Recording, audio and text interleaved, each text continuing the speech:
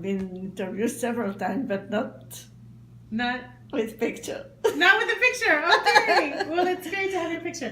So why don't you start and just tell me your name, your full name, and your date and place of birth. Okay. My name, Gladys Perez Mualem.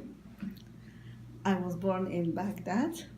And tell us, are your parents and grandparents, is everybody from Baghdad, or would they come from different places? Yes.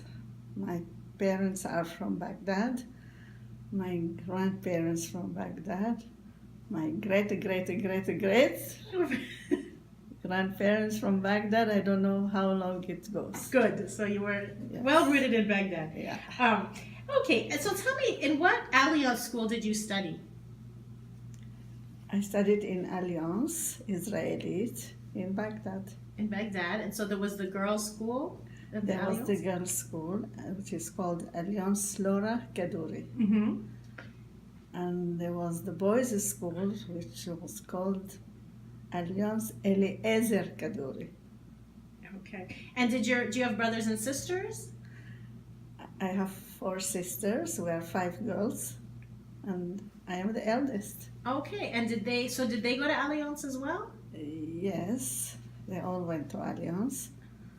But the little one was only 1 year old when we went to Israel, when we left. Okay, so maybe just to back up, what about your parents? Did either of them go to Alliance? No. My mother went to Gan Menachem Daniel, which was English. Mm-hmm. There was no French there. And my father went to another school which had French and some Turkish. Mm. Because at that time was the Ottoman Empire, yeah. Turkish also, yeah. Okay, so it was your generation that went to Alliance schools. Yes, in my family. In your family. Yeah. And do you know why your parents picked that school for you? Oh, my parents picked it up because it was the best school, mm-hmm. the most prestigious school. It was expensive, mm-hmm. but the study there, the knowledge, all the education there is the highest one. Okay. The highest that we could get. And they wanted me to learn French. Okay, Yes. why? Why was that important? I remember they said, it's very nice for a girl to speak French. Okay. But we ended up with French, Arabic, English, and Hebrew. Okay, so a lot of languages. Yeah. And did you have like cousins also who went to Alliance, or did they go elsewhere? In fact, no. My cousins didn't go to Alliance. Where did they go? There were other Jewish schools. Other Jewish schools. But Alliance was the only one who taught French. The main language was French. So that was important to your parents? Yeah, so they that you wanted learned me to French. know They want you to know French. French. Yeah, Okay. yeah, yes. So could you just describe a little bit the school? Like maybe if you remember the name of the street or where it was in the city, and just describe it. How does it look like? How did it look like? I can give you a picture Wonderful. of the outside. Okay. Yes. The school was very big, Mm-hmm. and some people who it was hard for them to remember the name, they used to call it the big school. Ah, okay. Yeah. And it took a whole street. It was very, very big. And it was beautiful. It had, the facade was very fancy, very nice. Yeah. And it had 2 courts inside. Okay. Huge, very big. And the classes Yeah. were upstairs all around the court. Hmm. So we used to study, of course, in the classes, Right. but in the recess, we were in the court. Okay. Yes. And you said it was a very fancy outside. What was the style? Do you remember? I have it in the picture. Oh, yes, you have the picture. Yes, Okay. I have it because Yeah. there was a magazine, Scribe magazine in England, London, England. They used to send us. They used to write about the Iraqi Jews, Right. and there was the picture there, and I took it. Okay. So when I write article about Alliance, I put that picture. So it was a special place. Yes, Yeah. the facade of the Alliance. Yeah. It has, yeah. And just the neighborhood. What was the neighborhood it was in? There I remember there was a kiosk that sold amba, what we called it is gamba, pickled gamba, that we liked in the pita. We used to buy sometimes. And I remember another store which sold like books and what do you call a store like that?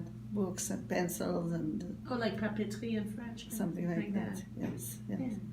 And he knew each one of us, and he was like a friend of us. We were always there. We always needed something. We always bought from him. And was the school in a Jewish neighborhood? It is very Jewish. It was in the Jewish neighborhood. Very Jewish. Yeah. Okay. But that was in the oldest city because we didn't live there. Yeah. We all lived outside, at the outskirts. Okay, so you commuted to the school, which was in what was the name of the Jewish neighborhood? I don't know if it had. It didn't have a name so much. It was just that was the Jewish neighborhood and where the school was. Yeah. Yes. Okay. And we used to go there when we were little. We used to go by minibus. Then there was the city bus, which is bigger. But then they opened another street, I remember, and that was in a wagon pulled by a horse. Oh, wow. And he used to put so many girls and boys and to take you to school. Yeah, to take us to school. We used to have a lot of fun. Yeah. But when I grew up, I remember I had a friend. Then we decided to go walking. Yeah. We walked in the morning, which was maybe about half an hour from our home. Yeah. And when we came back, we loved so much to be together and walk and talk that when we reached home, we continued walk by the river. We didn't go home, but we continued. And once we decided to speak French between us. So we spoke all the time French because that was the only way to practice what we are learning. Yeah, sure. And whoever make a mistake and speak Arabic, there was a penalty of certain money we have to give to the other person. Not to the other. It was like we used to buy ice cream. Oh, that's great. On our way back home, whatever money we collect from our penalties, we use it. We buy ice cream. So did you buy a lot of ice cream? Whenever we made a mistake. So did you make a lot of mistakes? You ate a lot of ice cream or not so much? Not so much. Not so we much. were very careful You were good in French. Not to make a mistake. Because you didn't want to eat too much ice cream and gain too much weight? No, we didn't think of that at that time. No, we enjoyed the ice cream. Good, okay. We didn't feel guilty. Got it, so okay. Well, actually, that takes me to another question, which is about language. Yes. So the children, let's say at the Alliance, at the Cour de Récréation, between you, what language did you speak? Oh, between us, we spoke Arabic. Jewish Arabic. Right. Which is a mixture of Arabic. It had Hebrew words, Turkish word, Persian words,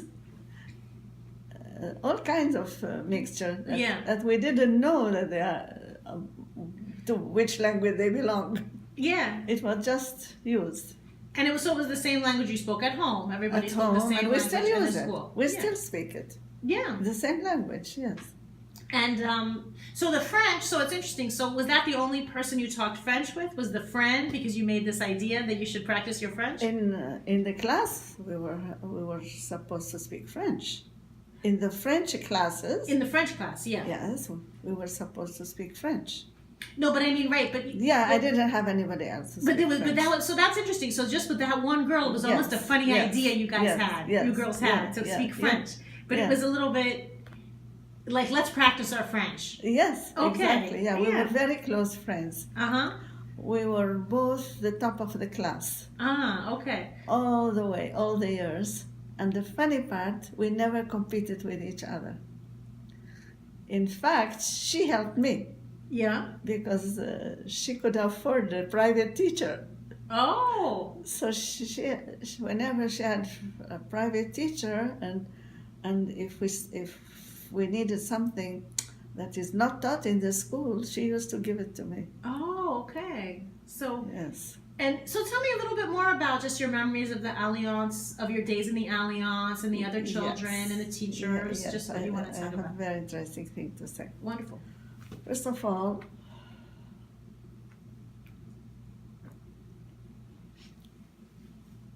there is asile, they called it, which is the kindergarten.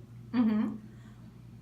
That was completely separate from the school. It has so the children, the little ones, Right. wouldn't go into the court with the others so that they don't Right. get lost there. And in the school there was uniform. We had to wear black with the white collar, but not the children. The children were in regular clothes. You mean the very small children? The small children, okay. so that if they get mixed, they know them or they know right away. Yeah. In fact, I remember once I ventured by mistake outside, and they were looking for me, and I just remember the teacher came and grabbed me. They were afraid that we get lost because there were many people. So there were two classes in the kindergarten. There was one, the nursery, like they call it asile both. Yeah. And there is the second one. I started the second one right away because my parents put me in a school near our house, in a synagogue. Mm-hmm. I was impatient to go to school. I used to run away. I was 4 years old and run away and go to a school in the area. So they were worried that I would do it again. So they started me at 4 years old, already in a school. So I went straight to the second one. Okay. Then when I finished that class, the teacher suggested to a few of the parents that we skip grade 1 and we go to grade 2 right away. And I remember I wasn't with my mother. I remember her answer. She said, "No, I don't want her to skip. I want her to go one by one and to learn properly." But a few skipped and they managed. Yeah. Yeah, but I'm proud of my mother that she didn't let me do that. Yeah. In asile, as I call kindergarten, they already spoke with us French. Yeah. They taught us to speak already. And in grade 1, when we went, the school, it was Arabic, exactly the government program. It was obligatory. Yeah. And we had the French program like in France. Right. Complete. Yeah. With reading, with math, everything. It was very heavy program, very heavy. But you did math 2 times? Yes, ma'am, in 2 languages, in both Really? languages, yes. Oh. Everything in both languages. Oh, so you had a completely double program. Completely It must have been a very long day. It was longer than the others, yes. Yeah. Yes. We start at 8 o'clock. Okay. And in summer at 7:30, I think. I don't know. Oh, yeah? What time did you get out? At 1. And when we were in the high classes, I think till 2 maybe instead. Okay. But so they got a lot of things in. Very much. Like if you say I am from Alliance, then they know like you are very highly educated. Yeah. It's not the same at all. It's a big responsibility. Not much of recreation, not much of sport, not much of exercise. It's study. So it was really intense. Very intense. Yeah.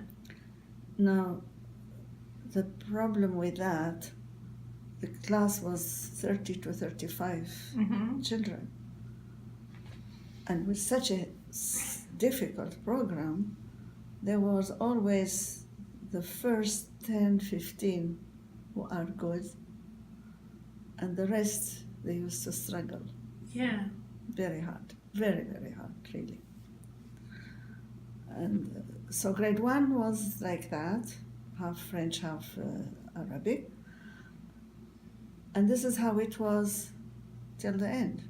Always both languages go parallel. Additional to that, we had Hebrew, twice a week. Okay. Once the teacher read for us one paragraph in the Bible. She reads it in Hebrew, and we learn to read it in Hebrew. Okay. We learned to read Hebrew in the Bible, which was a great advantage. When I went to Israel later on, I knew how to read. Sure. It was big help for me. That was grade 1, grade 2, grade 3, grade 4, twice a week Hebrew. Once we read, and the second one, she called it Histoire Sainte. She used to read in French the story, the Bible, and explain to us, tell us the story. And this is how it was. In grade 5, they stopped the Hebrew. Yeah. They start English. So we started English in grade 5. In grade 5, right. Grade 5, okay. yeah. We picked up the English very fast because we knew French. So I remember the first time they asked us to come and tell us a short story in English. So we came home and we learned from whoever could teach us, and we went, and one by one we told the story. And I remember the girl, my friend, that I used to go with her and to speak French between us, she brought the poetry If. You know the poetry If? If I can keep your head, if you can keep your head when all about you are losing theirs and blaming it on you. No, I don't know it. Oh, it's a very nice poem. You should look at it. By who? Kipling. Oh, okay. Well, so you... No, I don't know it. It's a beautiful, and she said it so much, and we got fascinated with her, with the language, with everything. So the teacher asked her to write it down for her, and we all learned it, and we learned it by heart at that time. We were just starting. And I remember once she asked us to do breakfast, and she invited one of the girls to sit. Yeah. And they put the breakfast things on the desk. Yeah. And she said, I am eating this, I am eating this. Oh, yeah. Because we wanted to start with English. By the way, she's here, this one. Oh, yeah? You should interview her. Oh, you'll tell me her name because I could call her. Okay. Tell you, yes, okay, wonderful. She's wonderful. Anyway, so that was grade 5. So this is our third language. Because of the heavy program, we had 2 years of grade 5. 5-1 and 5-2. The second year, much harder thing we get. Then we go grade 6. Grade 6 we have a government exam in Arabic, like every school in Iraq. So we get ready for that, and we go for the exam, and we do it. We pass elementary. Yeah. Then we go to grade 1. We finished elementary. We go grade 1, secondary. Yeah. And that was quite hard, because in that year we have to do certificat d'études primaires, French. So we are continuing with the Arabic, and they prepare us for the certificat d'études. And we do it. If we pass, we pass. We don't pass, we don't pass. And what happened if you didn't pass? We have to do the class again. To go to the class again? Yes. Did a lot of people not pass because you said it was difficult? Yes. Quite a few, yes. It wasn't like now you go to the other grade. Yeah. No, you have to pass everything. So there was quite a few kids who had difficulties. Repeat the classes. Yes. So we have to, if you fail only one or two, then you can study during the summer vacation, Yeah. and then they examine you again. Oh, okay, yeah. If you pass it, you go. You good, yeah. You don't pass it, you repeat your class. You have to repeat your class. Okay, so well, here, let's go to a little bit to your memory. Oh, just to tell me, were there any in your day? Were there any children, Muslim children in the school? No. No. Okay. No, but it was the best school in Iraq. Yeah. So we had sometimes a girl or two from the ministry. So a Muslim girl. Daughter of a minister or something. So one or two, there was a couple sort of fancy people. But very rare. Very rare, but it was there was a few people. Yeah, they are welcome if they if they wanted to go. Okay. Yeah, and did they integrate the few girls who came? They integrated into the class? I don't remember they stayed much. I don't remember. Remember too much about them? No. Oh, well, tell me a little bit about your how about so the AIU students, let's say, did you keep in touch with the people from your class, or do you have people you know in different countries now who went to AIU? Oh, yes. But first I think I should continue for you. Oh, sure. We did the certificate d'études in the first grade secondary. Yeah. Then we go to grade 2, second secondary, and we have third secondary. Yeah. Second secondary, was very difficult also. They had to prepare us because on the third one we had 2 exams. One we had the brevet élémentaire. Right. And one we had the middle high school in Arabic, which are both very difficult. Yeah. And we did everything with chemistry, with physics, in both languages, for both, whatever we need in math, algebra, everything. I remember it was very, very difficult. So that was grade 2 and 3. They prepare us for that. Right. So and the English continued twice a week. So in grade 3, we reached the exam. One of them, I think, the French was before. We did the French, and then there were only 2 weeks for the other one. I remember some of the nights I didn't sleep till the morning. And so much I couldn't study. I had my auntie or a cousin or somebody staying with me the whole night. I said, I cannot read, I cannot absorb anymore. Wow. Yeah. So they read for me and explained to me. This is how I couldn't. It was so much difficult. Yeah. So to pass those and to finish all this. Yeah, no, take your time, yeah. Yes, so we get then our certificate in Arabic and we have it in French. In French, we had language, we had French literature. Oh, we studied a lot of literature, by the way, in Arabic and in French. Lamartine, Victor Hugo, everything we studied. I even translated poetry of Lamartine to English, to poetry in English, and I published it in Iraq Times in the newspaper. Yeah, I loved literature. I loved poetry. So while I'm studying, I read poetry. I enjoy the poetry. And do you like Arabic poetry as well? Yes. So you like, Yes, I did Arabic poetry and English poetry and French. And English poetry I did, French poetry. Yeah. I did. I loved the literature. So we were very much involved. We didn't feel it a burden. We loved to study. We loved it. It was very pleasant. The school had a very nice atmosphere. And we were very close, the friends together.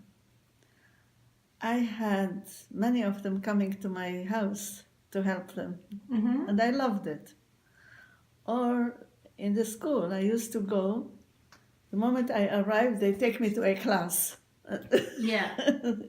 teach us the lesson, and I love doing it. Yeah. Because you were one of the better students, so you would sort of help out. Not only that, I had the capacity to help. Yeah. I had the capacity to teach. Yeah, I understand. Yeah. Yes, because you could be a good student and then And not be a natural teacher. Yeah. Like after that, I was volunteer teacher in Israel Yeah. in the evening for English, and here to my group I did for them Hebrew. So Okay. I have the You like to tendency. teach. Yeah. Yeah, so maybe I learned it because I taught my friends. Yeah, maybe so. Little. What about the teachers? Can you tell me, do you have any particular memories of teachers? Or? Yes, I remember each one of them. They were lovely, lovely. Yeah. It was mostly, they were not local. Yeah. Every year, they used to send from Baghdad, from Alliance, 3 girls which are the best. Okay. They send them to France Yeah. to study, and then they come back, Sure. they have to teach. Yeah. Yeah. Yes. But before that, our teachers were all foreigners, they were not local. Were they mostly from Turkey mostly, or I don't know. you're not sure where they were from? Syria, Syria, from yeah. France, I don't know. Okay. They were not Iraqi. So you saw a change. In other words, that there started to be towards the end more Iraqi teachers because they were girls who had been sent to France. So there was. Yes. So then the last years, the teachers were more girls like you who had gone to France and come back. Okay, so there was a transition. Yes, yes. Okay. Well, maybe just to go to your home life, just to tell me a little about your family. So what kind of work did your father do? Oh, my father was a custom broker. Mm-hmm. He had his own company. Okay. So he used to release merchandise that came from outside. It was mostly used to come by bus from Syria, from Lebanon, and he used to release them. Most of the Iraqi Jews you find here, like we are upper middle class. Mm-hmm. Yeah, you might find some of the very rich, Uh-huh. but most of us are upper middle class. And those were the people mostly that were at the Alliance? Yeah. Was it kind of a social, pretty much similar social background, Yes. people at Alliance School? Yes, Okay. Alliance. The tuition was quite high, Yeah. but we could afford it. Yeah. We could manage, yes. And what else we were talking about? Just about your family. So, and you said you had all sisters, right? Yes. And We all had a sleeping maid. a sleeping maid? Yeah, What does that mean? that means a servant. Each person? Each house. What? Oh, each house. I said we were A sleep-in maid. Oh, Yes, I mean yeah. every family. So you had Yes, I said we Yeah. are upper middle class. Yeah. All those you are interviewing are like that. Yeah, a we live-in are not servant. rich. We are not poor. Have a live-in servant. But we had a servant that stay with us. And was that servant? What kind of was she? A Muslim person? No, or a Jewish. A Jewish person? local. Local Jewish. Local Jewish. Yes. And so did you have? Okay, so and that was the same thing for most people in the neighborhood. There were like poor Yeah. Jewish girls who would be servants to more wealthier families. From wealthier. yes, like you don't have to be rich to have that. Right. Yeah, you are upper middle class and you can afford it. You can have a live-in servant. Yes. Okay. Yes. And so you'd said your parents, did either of them speak French? No. No, right, because they've been educated in other schools.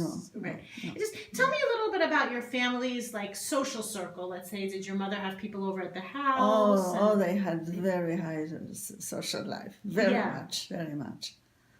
Most of the families had one day a week when they open house. Okay. Yes, I remember my parents, they were together. They used to sit together, men and women. Yeah. Yes. My parents had Wednesday. Okay. Yes. And we had huge houses. The Yeah. houses were very, very big. And the living room was huge. And it used to be full with Yeah. people. And it's always somebody sit and talk and and everybody listen and contribute. It was very high social life. And I remember they used to make orange juice. Oh, yeah. Orange juice in glasses, and they put it in a tray. And usually they give to the daughter to come and To serve. to serve. Okay. And I don't know how old I was, 10, I don't know. And I brought a big tray. And I remember, oh, careful. And I was, oh, I can do it. You were proud to I serve can the do orange juice. it. I got to each one. Did the neighborhood that you lived in, was it all a Jewish neighborhood or was it Yes, mixed? all Jewish. Only we had one family opposite our house. They were Christian. Oh, they were Christian. Okay. So these big And, parties, and we were Yeah. very, very comfortable with them. Very nice people. the Christian, did they ever come to these parties on Wednesday? No, not to the parties, but we visit. We visit each other. So, okay, so maybe just to tell me a little bit about like that. Like, so these parties were exclusively Jewish. Everybody at the This party is would not be a Jewish? party. Every Wednesday. No, every Wednesday. Just open house. You come and But was the Come open and house, visit. would there be anybody there who wasn't Jewish at the open house? No. no. We never socialize with non-Jewish. Okay. So, Never. Well- yeah. As if they don't exist. As if they don't exist. Well, except for the Christians across the street. Yeah, but not in the parties. Not in the party. Yeah. So you socialize But with them. I remember Yeah. when their daughter got married, we were invited. To the wedding. Yes, Okay. I remember we were invited. Yes, So do you have any interaction with Muslim people in Never. Iraq? never, No. except we see them in the street. We never had anybody. Any interaction. So to your knowledge, your parent. What about your father for his work? Did he mix? In work, yes. He mixed it. And do you know how he have good relations with Muslims in his work? Yes, yeah, there was no problem. Did he ever socialize with them No. outside of the No, never. go to a wedding or something? Never. No. So he wasn't invited to anything, to their events or anything, As to your if they knowledge. didn't exist. Well, as if, but not in the. But he interacted with them for work. But other than that, they didn't exist. Nothing. They didn't exist socially. They didn't exist. Okay, socially. okay. Not in the school, not in the clubs. We had private clubs. Oh, tell me about We the had club. Jewish clubs. Yeah. We were not a member in the club, but we were invited sometimes. Mhm. So I cannot tell you much. Okay. People used to play cards, or I don't know what they did. Do you remember the name of the neighborhood you lived in? Did it have a name? Most of us Yeah. lived there. But what was it It called? was Batawin. Batawin. Okay, You that's say what I thought. Batawin, everybody was Okay, in Batawin. that's what I was wondering because I know of Then Batawin, it was the yeah. fashion to move further. Yeah. So we yeah. all moved further. But Then, when you moved further, it wasn't a mixed neighborhood. It was still just Jewish. maybe it was a little bit mixed. Little yes. more mixed. Yes. Okay. Yeah. Okay, so maybe just to tell me then a little bit about Yes, how. for sure it was mixed because we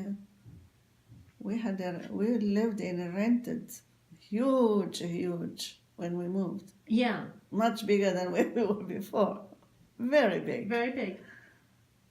And before us, there was a minister living Okay. there,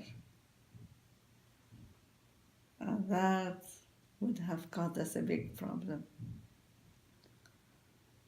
because when there were political problems. Yeah. They came to our house from the government with a machine. They went through all the floors Yeah. to check if we have any weapons Oh. there.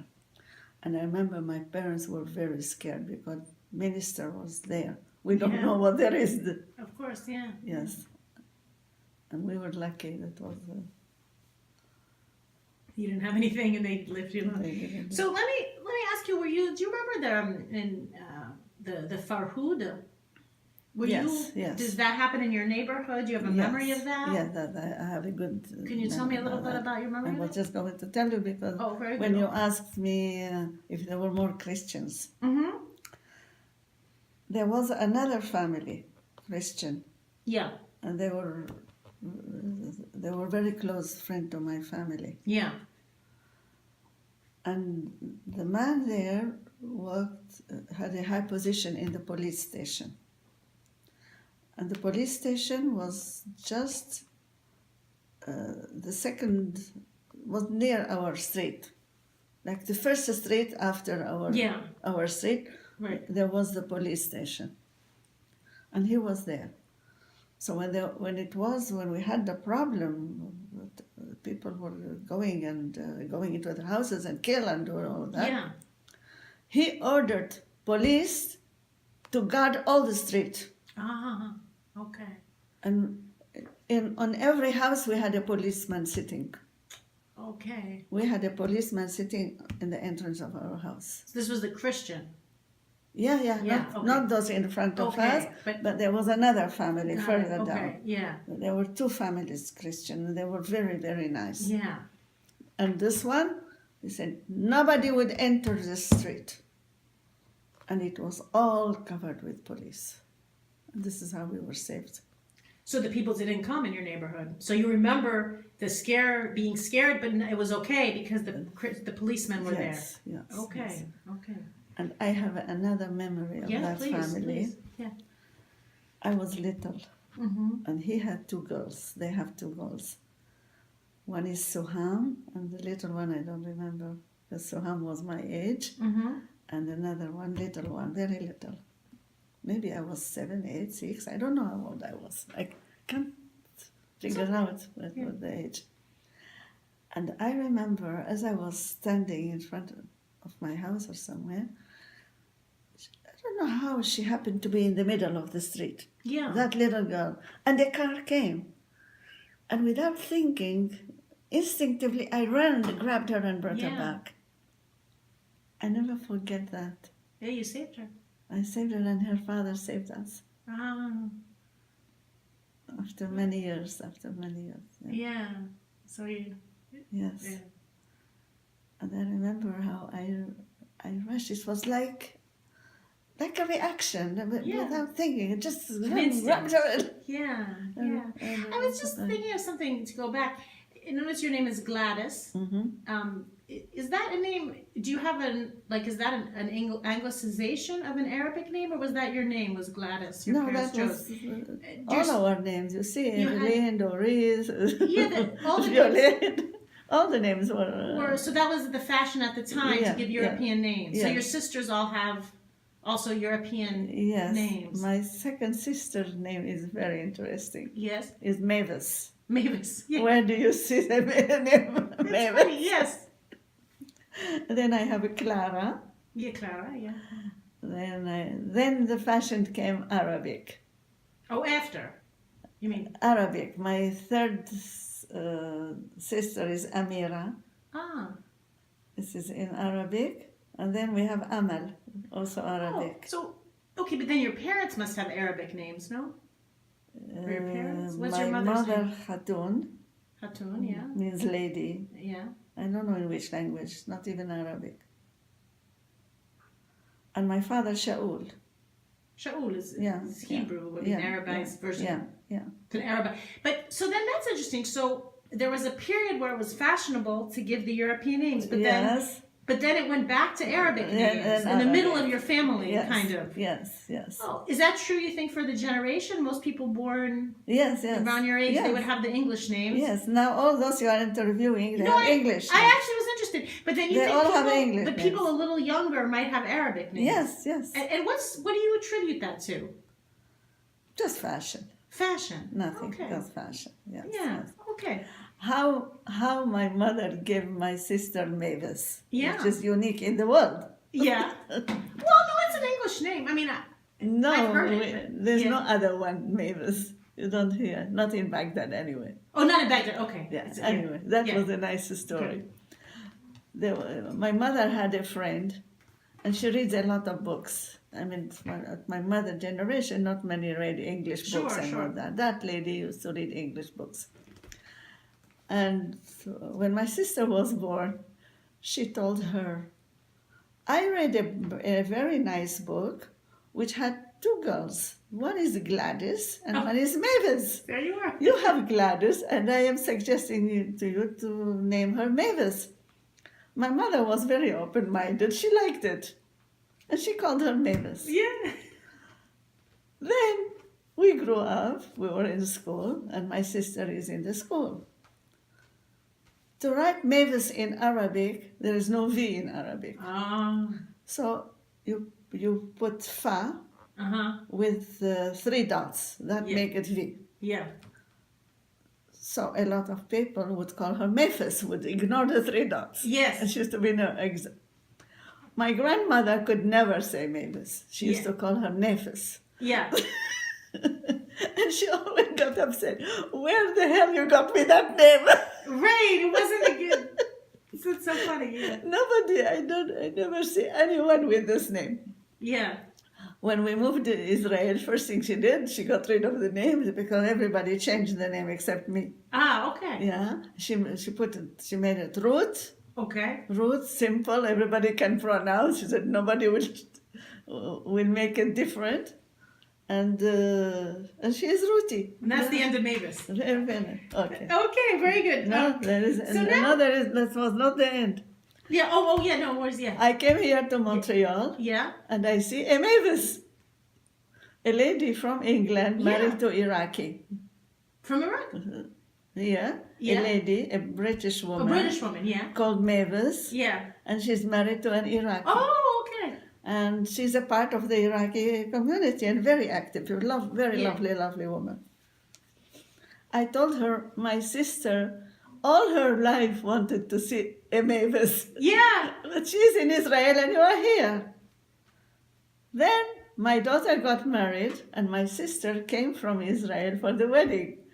And the local Mavis was invited. And you made that. And here the 2 Mavis finally met.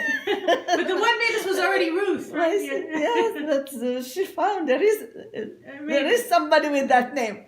So it was the first Mavis she'd met. The first and the last. The first and the last. Okay, well that's a good story. Yeah, funny. Yes. So maybe just to tell me a little bit then about how the evolution of things over time, your family's life in Iraq, and then, so did you leave Iraq in 1950 with the big exodus? 51? So tell me just a little bit about that. Our departure? Your departure, yeah. Wow, that's a story by itself. Yeah, well.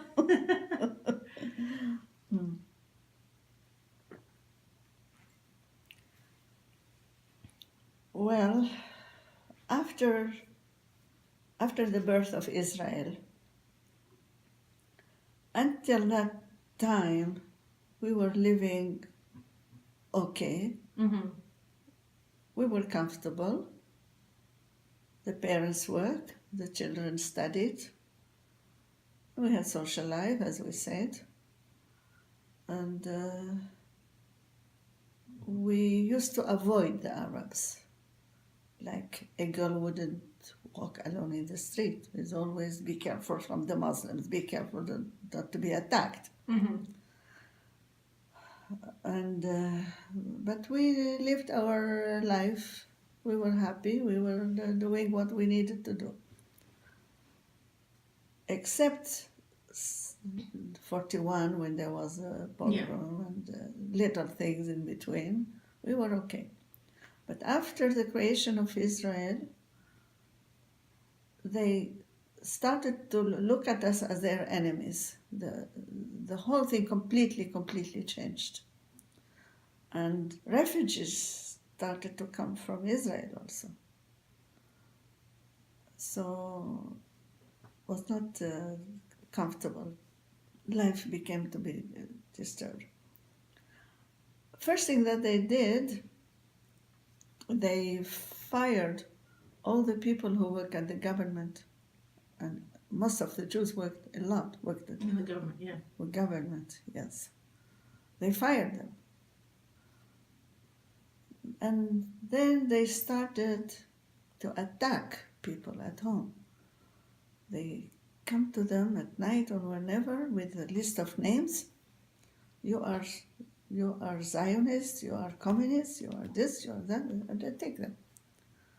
And they take them and we never hear about them again. They are finished. was very, very scary time. And people had no job, there was no money, there was no income. It was a very difficult time. And it's not like that people now travel from one place to the other. We lived there, we never traveled anywhere else. We never knew any other place. We are there and that's it. But then people started to think that we should leave. Yeah. And from Israel, they sent people underground to train illegally. They trained illegally the young. Yeah. We never know who was trained. We didn't know, but they did that. And some people started to run away from Baghdad illegally. It was very difficult time, very difficult. Like the parents don't know. Yeah. Suddenly their children are out of the city, and then they tell them they are out. They smuggle them. They smuggled some of them through the south, through Iran. That was the Shah at that time. And then the Jewish community take them there when they smuggle them. And some through the Kurds in the north. Some were caught, brought back and tortured, and some made it to Israel. And these are young people who were overprotected by the family. They never traveled by themselves. They never did anything alone. But things changed, and this is how it was. So the people wanted to leave. They found suddenly the place is not good for us. We can't stay. Yeah. Then there was, this is what my article is about, this period of time. Then there was Israel with international, they intervene internationally with the government of Iraq to let the people leave. And then they made a law. Whoever wants to leave can leave, but has to renounce about the Iraqi citizenship. identity. So people went, they did that in the synagogue, and people lined up. I remember when I went, I had a lot of writing. That was important. We were not allowed to take anything with us. So I had some writing which was very dear to me. And I took it, they had to stamp it that I am allowed. That article, that poetry I put in Iraq Times. So how old were you, about 17? Yes. Yes, okay, Yes. I had articles that were published and translation of the poetry and all that. So they looked at me like favorably. And they stamped it. But I don't know how, from the name, I had my uncle, he was communist. Oh. And not only communist, but he was a leader of all the south of Iraq, of the very big shot. And they spotted, they said, she is the niece of such and such. But they didn't stop me from anything. Okay. Yeah. So that's it, and we left. Okay, so your whole family left. We had to wait. Yeah. We had to wait in line. After we renounced. Yeah. Then there was. So people started to sell. Yeah. The contents of the house. Sure. Yeah. Everybody is selling. How many people can buy? Yeah. So the price was low. There was no price. Yeah. There was nothing. There was zero. Everything. Yeah. Yes. Yeah. I remember we had we had the Persian carpet that covered all our living room, which was huge. Yeah. British people came to look at it, to buy it. They bought it for 50 dinar, 50 pound. Yeah. The carpet like this. And Yeah. my parents gave it to them. Yeah. Because they were not... and everything else stayed. Nobody Yeah. could...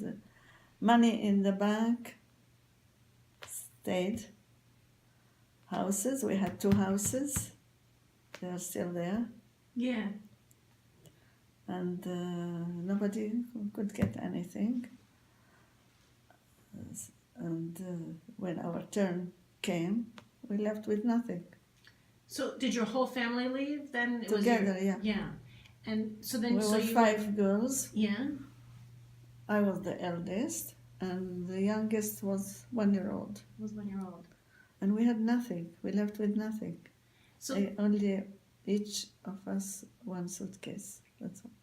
so you had told me that you were in Israel for 18 years and before you Yes. came here. So maybe just tell me a little bit about your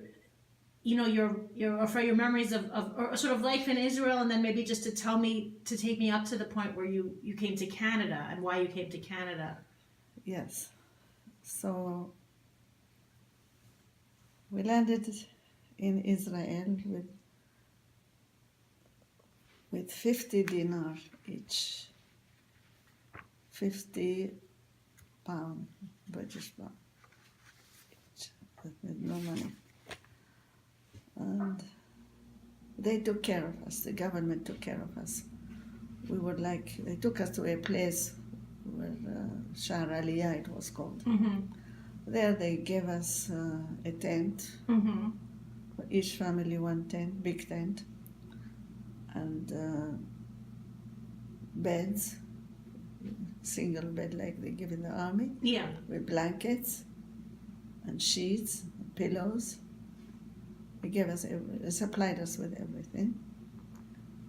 And we had to line up for food. We line up in the morning, we line up at lunch, we line up at dinner. They fed us.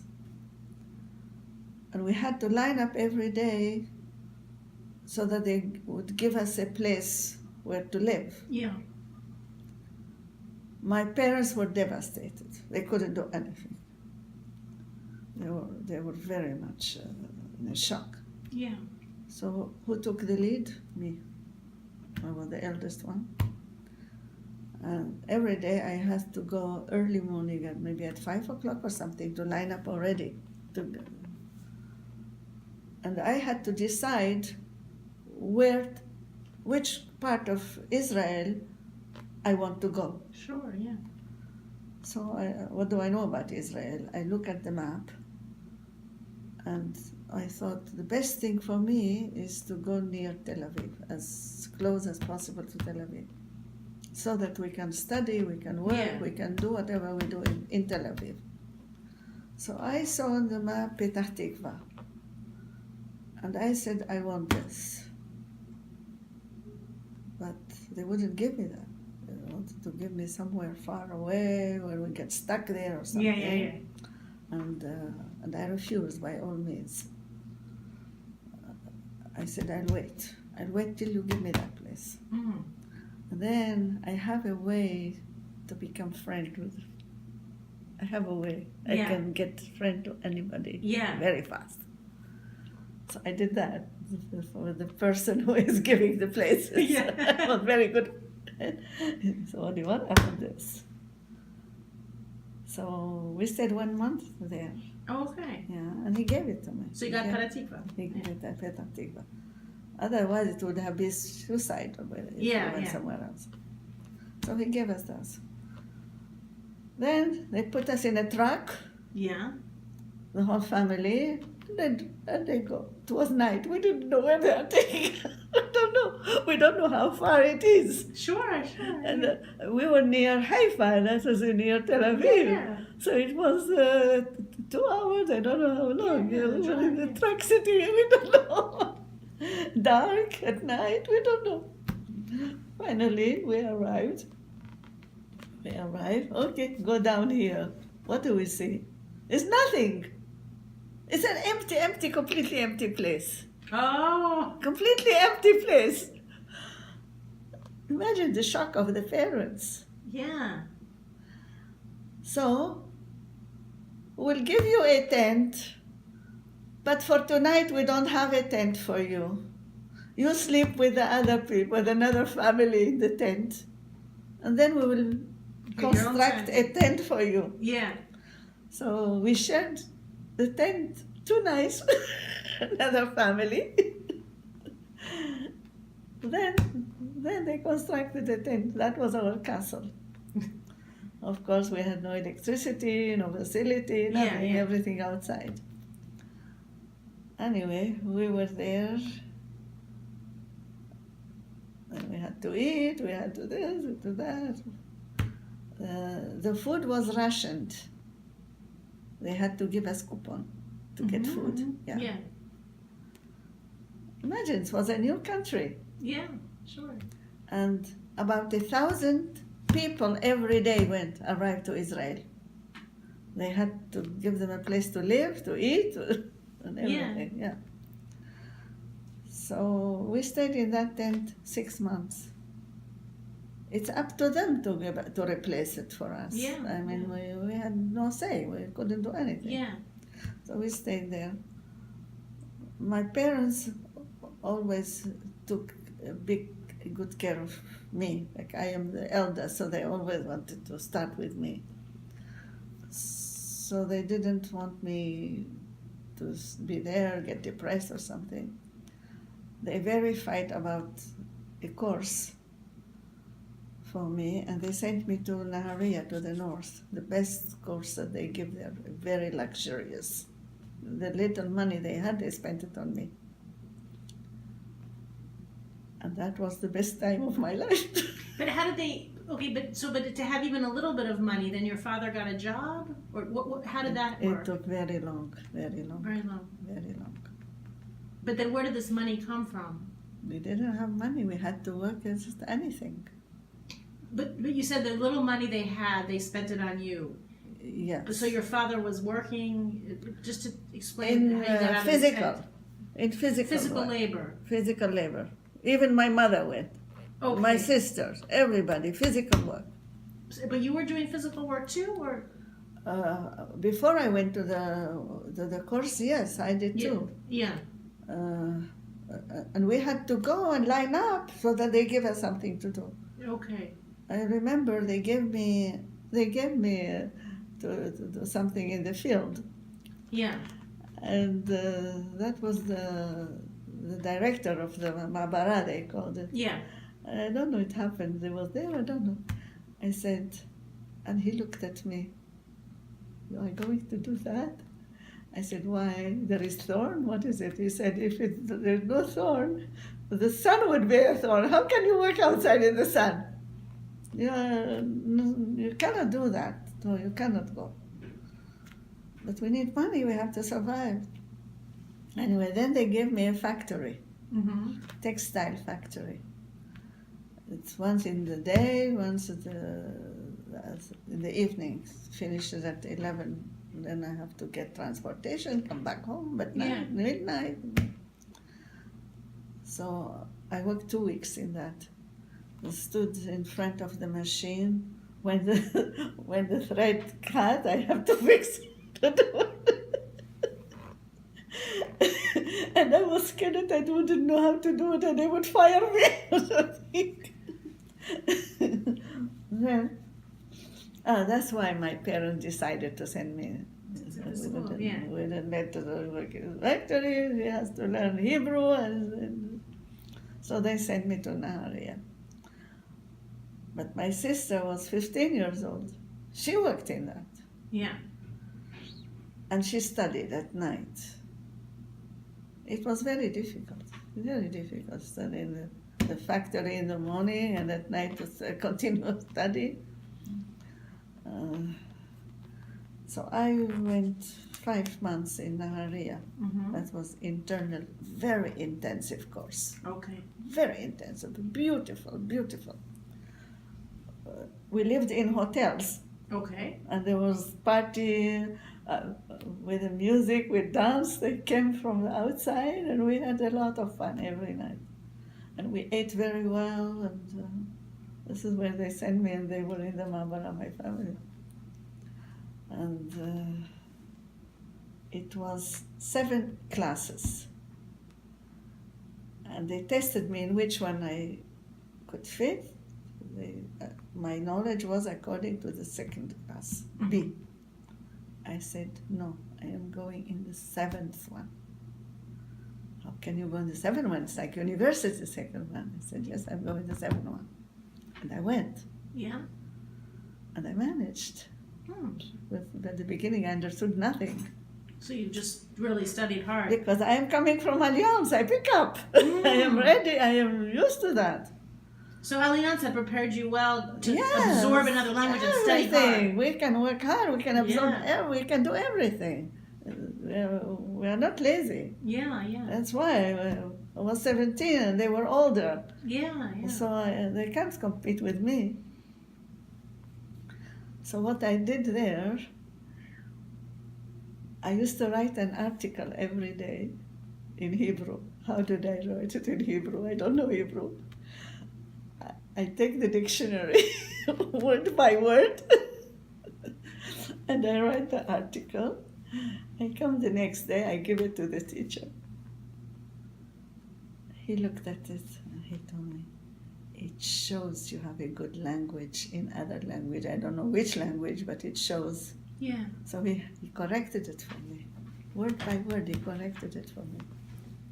Then I remember after a week, he came to me. He called me my daughter, or with my child, he used to call me. Isn't that too hard for you in this class? I said, no, I am continuing. Anytime you want to go to a lower one, I am ready to, I am continuing this one. Yeah. By the end, it was 5 months, the course, but when I came, they already had 1 month, so I did 4 months. Mm-hmm. By the end of 4 months, I learned a lot. Yeah. A lot. But the system there was amazing. Very nice system, very smart. I used their system when later I taught myself.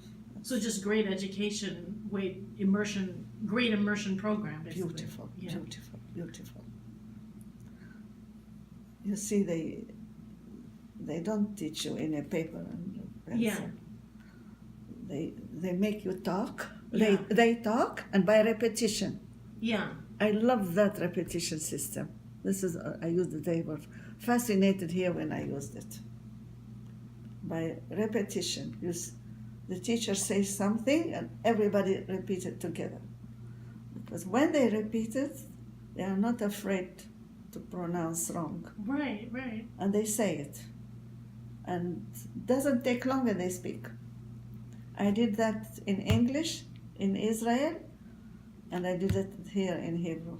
Okay. I got fascinated. So maybe then just to take me, did you get married in Israel then? And Yes. maybe a little about your husband? Is he also Yes, yeah. from Iraqi origins? Yes, or yes. So tell me a little about your life in Israel and then why you guys came to Canada.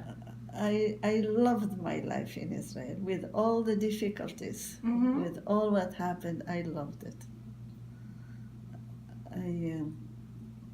So after I finished my Hebrew, I became back home. Yeah. Now I have to work and give the money to the family. How do I work? I never know how to work. So I was told there is an agency for the Iraqis. They are Iraqis. They are helping the Iraq to find a job. So I went there and they told me there is a travel agent just here.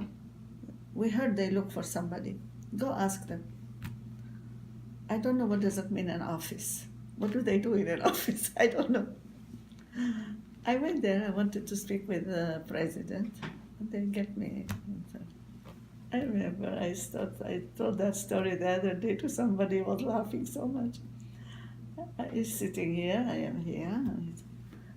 So, what is your experience in the office? I said, I have no experience, but I know 4 languages. He got fascinated with that answer. He always later on remembered, he made me, with that way you told me, you got me. Immediately, he called the manager of the travel office, that department, he called him. He was from South Africa, like a white person. Yeah. From South Africa. And he told him, take her and train her. Train her. Like his full potential. Yeah. Train her. Okay, he took me. So since then, I am speaking English. He spoke with me only English. Right. And apparently he liked me, that guy. I was lucky, It's lucky with whom you fall, Sure. He can hate you. Yeah. It's nothing to do with you. So I worked there 3 months. He sent me to the consulate to get visas for people. And I was like a messenger. He sent me to travel offices to get the ticket, to do this, to do that. In the meantime, every day he gave me a lesson. I was really lucky. Yeah. Every day. He sits here. I sit here. He make me sit in his chair, and he is the customer. He sit in the chair. Oh, like practice. Yes. Yeah, he was teaching me. Yeah. Like a real training he did for me. So first thing, you say hi and you tell me, what can I do for you?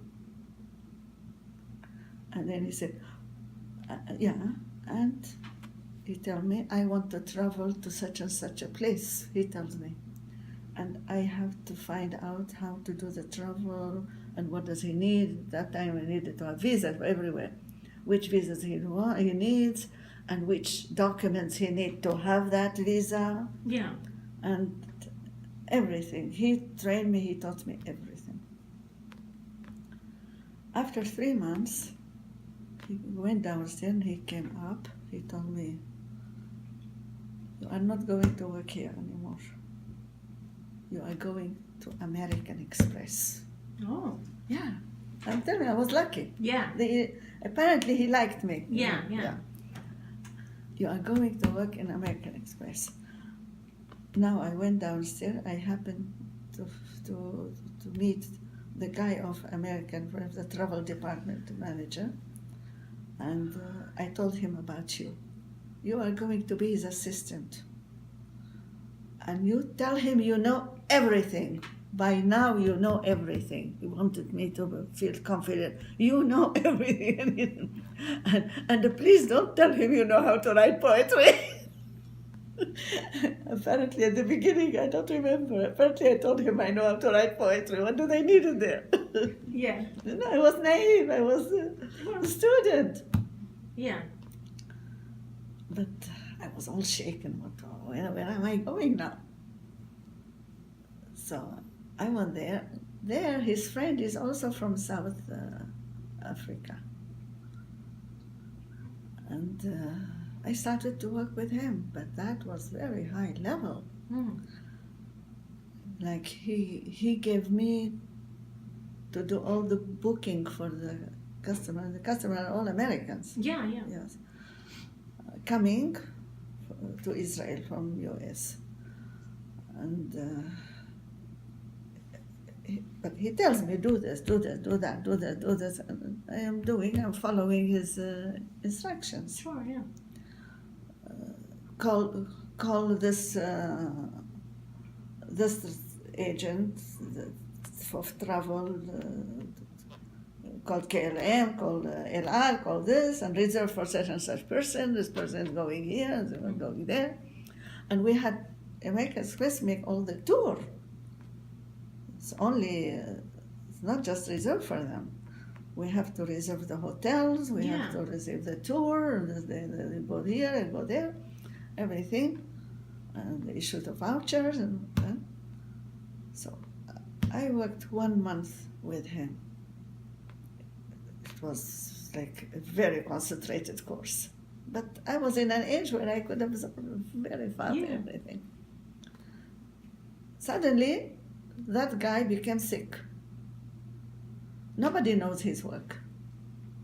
The manager of American Express was a Christian guy, but he doesn't know how those work goes. I was supposed to know because I was doing it for him. So the manager came. He told me he is sick, and we don't know for how long he will be sick. He never came back. Never came back. And you are going to do everything. And he said, I know that you know how to do it. They had to give me confidence. Yeah. I know that you know how to do it, and you will do it. I had to wear high heels. I had to wear makeup. I had to show I am older than I am to give confidence to them. And I did it. The only thing I used to be scared signing all those vouchers, thousands of dollars, ordering ticket for the people. I did it. So when you are into something, you do it. So tell me a little bit about so then how did you, maybe meeting your husband, the man who you married, and and then why'd you come to Canada? How did that, to take me to Canada? How did I meet my husband? Iraqi girls, don't let them go out and all that. But I did. Oh, okay. Yes, I did. I grew up very protective. My parents were very protective to me. But when we were in Israel, to my mother's credit, she gave me all the freedom. I even remember in front of me, the neighbors told my mother, how do you let her go like that? She said, I trust her. In front of me, I trust her. So I used to go to work, and then I always took courses at night. Always. On the courses, I meet people, I meet friends. So what are you doing after work? I am taking such and such course. And they come, and they follow, and we become a group. And after the course, we go to the movie or we go something. And every night, I go home in the last bus. Yeah. That was my life. Because I felt I am now young. If I sit in that ma'abara where I am and cry, that period of time will never come back. Yeah. I have to use it and enjoy whatever I can. And this is how it is. I studied at night, I went out at night, I dated at night, I did everything. But we were all living not properly. Nobody had any intention to get married. Yeah. Because we were all responsible of our families, the boys and the girls. So we didn't. There was nothing came from our. But we were okay. We were happy together. We went bicycle riding. We traveled. We did very nice things. Once I had to go. I don't know. Somebody told me. I didn't have much money to save, but I saved some because I used to give it all to my family. After a few years, yes. Then somebody told me once, they are registering for apartments for young people. You want to register? I didn't even know where to do it. What is it? I said, I have 500 lira. Okay, I'll go get it out and register with it. Lira? Lira. It was lira at that time, or not shekel. It was lira. Okay. Israeli lira, which is 500 is nothing. But they didn't have shekel in Israel? Later shekel. Before the Oh. shekel, there was Oh, lira. lira. Oh. Israeli lira. Israeli lira, okay. IL, they used to write Okay. it. IL, Israeli lira. I had 500. That was my saving. I just the bank. Okay. No, in fact, I had that. No, I had that for several years. I had that in the bank. Yeah, somebody put it for me like closed. Yeah. I couldn't touch it. For several years it was there. So I went to the bank to withdraw that money. Yeah. So that to give it to someone to get for me an apartment that I don't know where. Yeah. Crazy, the whole thing. So I go there and they told me to get that money, you have to have permission for us to give it to you because it was closed. Somebody very special have to agree to give it to you. Okay, so they took me to that very special person. Inside and inside and inside and inside. Then I reached. That guy came. And the counter is between us. So he tells me, what can I do for you? I said, I want the money. He went in and he came back. That money was a long time there on a special interest. It was high interest because it was locked. But the period of time was expired and you never came to renew it. How can I give you the same rate when you didn't come to renew it? You should have come to renew it, and you didn't come. Yeah. He was attacking me. Yeah. And I didn't know I was just studying it. I didn't know what he meant. What do you mean I had to renew it? Nobody told me I had to come. Renew it, Then he looked at me. Okay, I'm giving you with all the interest, as if you came, as if you renewed. He gave me everything. And I left. By that time, I was working in an insurance company. I went back to my office. A friend of mine worked with him.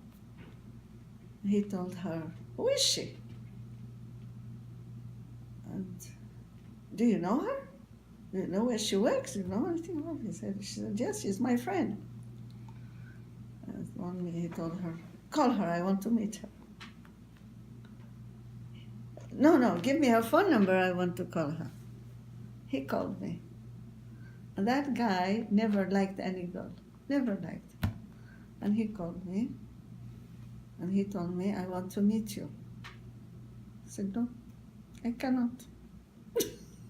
I don't have time. Because I was going on vacation. I was planning a vacation. And I don't have time. So, half an hour with me on the phone. He tried to make a date with me. Yeah. That was my husband. Yeah. He tried to make a date with me. He couldn't. I don't want. You played hard to get. Yeah, I don't know. Or you weren't interested. I don't know. You I weren't wasn't interested. interested. Okay, yeah. I came back, I sat in my place. A friend of mine and Yeah. friend to the other one. Yeah. She is friend of both of us. Told me. And I was very free with her. You were half an hour on the phone. With whom did you speak? Who was talking to you? So I told her, she knows him. What did he want? He wanted to see me. And what did you say? I said no. You said no to that guy? Who do you think you are? Do you know who he is? This is the dream of every girl, and he doesn't want anyone. And now he is offering you. And you told him no? You have to meet him. Look at when good friends. Yeah? I said, no, I don't want. I'm going on vacation now. Okay, she didn't say anything. Look how things happen. I went at that week to the pool. I used to go to the pool to swim in the pool of Tel Aviv, which is huge, something unbelievable.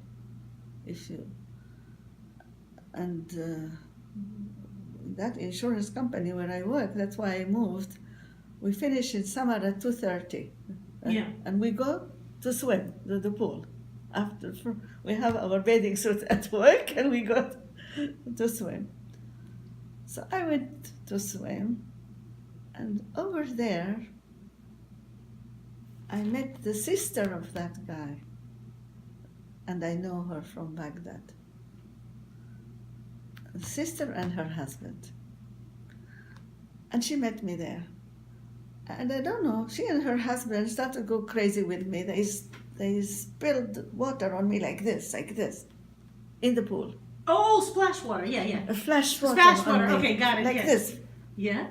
She and her husband, big attack. Oh, For fun. just for you. For fun. They were so happy to see me because they know me only from Baghdad. I was little. Yeah, yeah, And yeah. they were like excited to see Yeah, me. yeah, So yeah, they I went understand. crazy with me. And I did that to them too.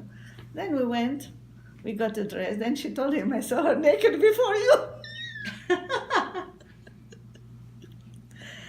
Then we got dressed together. She went home and she told her mother, you know that little girl? I was a friend of their cousin. Yeah, yeah. I met her in the pool. And the mother said, oh, I would have loved her for my son. Because nobody knew each other. It was very difficult that Sure. to meet someone, you know, the family, you know, this. That was something very, very big. I would have loved to have her for my son.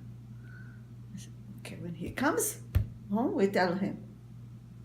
But he never agrees. Every time we tell him about a girl, he always say no, always no. They never want to meet anyone. Okay, we try. He came. I told him about me. But I met her and I offered her and she doesn't want. What does it mean she doesn't want? It is not her decision. We will send somebody to her mother. We get her from her mother. And they sent somebody. It happened, the sister-in-law of his sister knows my auntie, and from one to the other, and where they reached my mother. And when my mother heard, they worship that family. They say, family that you know the family, it is something Special, yeah. very, very special. Because we were really, everybody was lost in Israel. Sure, yeah. And my mother said, wow, this has to work. We don't let this opportunity go. Then I came from work and she told me, I never interfered with you. You dated, you met people, whatever you did, I never interfered. But this time, I don't want you to say no. And I told her, I met him already, but I'm not interested. You met him again. And then you tell me if you want him or not.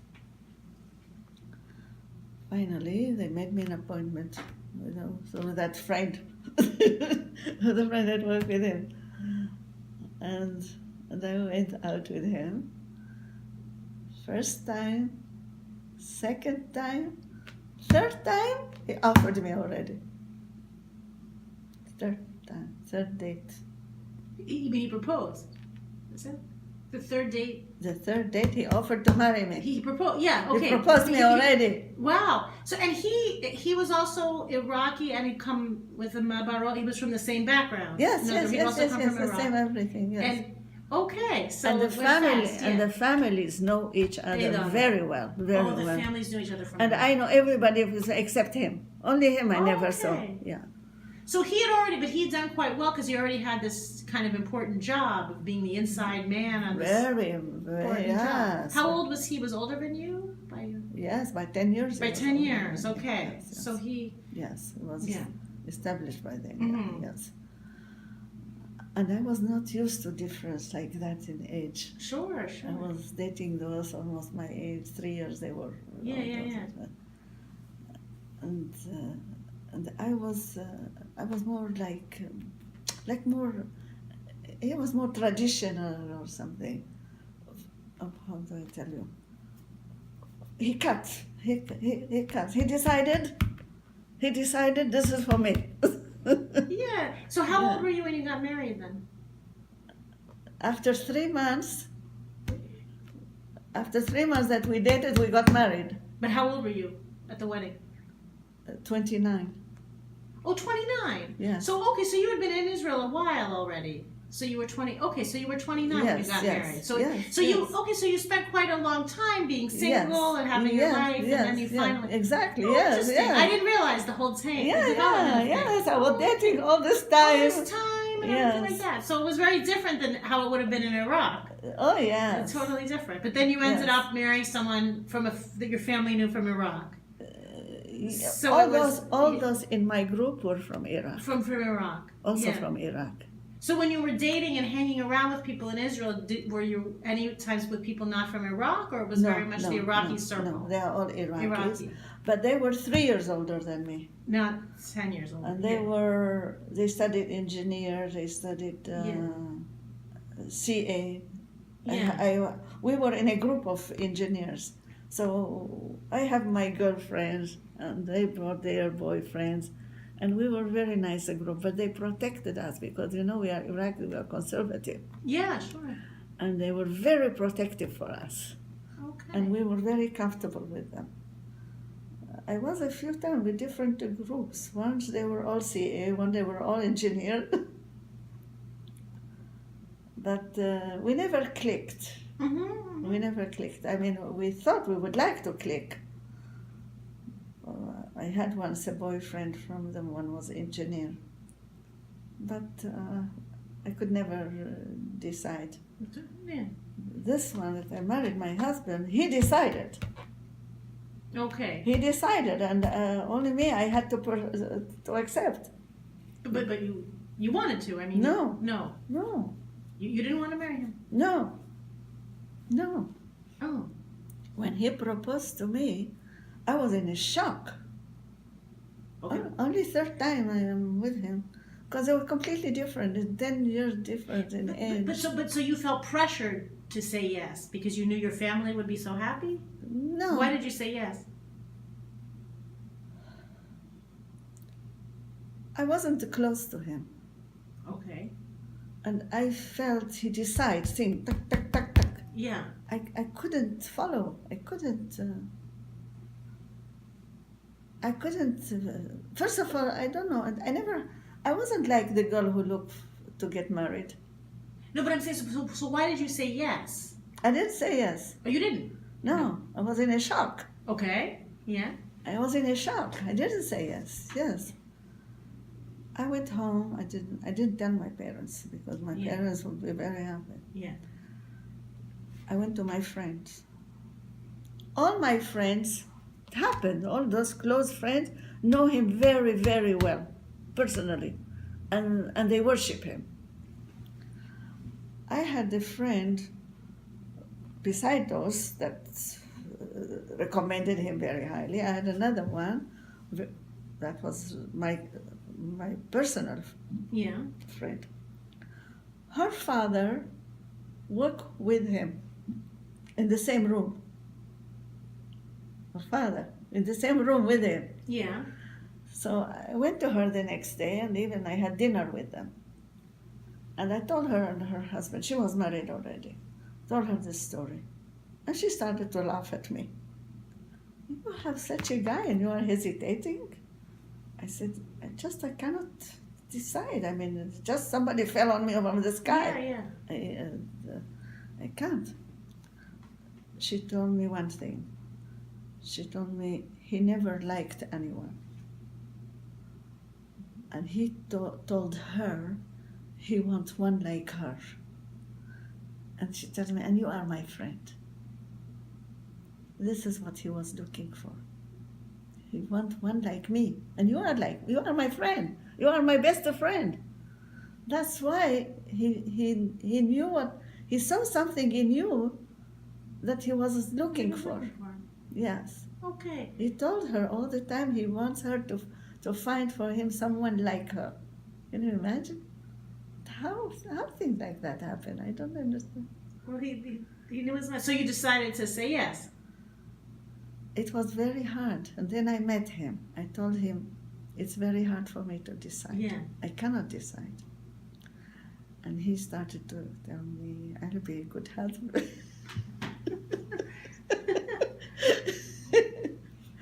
I'll be a good husband. You will be happy with me. It took me a while. Finally, So, yeah. oh, by then I had a boyfriend. I even forgot that. Yeah? I had somebody. It was a CA. That one was crazy about me. But his parents didn't want him to get married because he was financing the family and all Yeah, that. sure. They interfered. And I didn't want to be involved with him. But I had feeling toward him. So now I found another one. It's very hard to switch, like. Sure. Yeah. Anyway, I had to use my logic. And finally I said yes. But I didn't know how it would work. I just made a far logic. Like, by then I was working in an engineer office. And that guy at the beginning I didn't like. And finally we were so close, we were so comfortable to work together. And I felt he's smart, and this one is smart like him. I don't know, I made certain logic to myself. Yeah. And I said yes, and my engagement night, even then I didn't know what I'm doing. I just did it by reasoning. This guy, he has so much value. Yeah. So much value, must be. And he had a car. Nobody had a car at that time. But me, all this didn't mean much. But his personality. Oh, what I liked in him, he's persistent. Yeah. This is something I noticed, that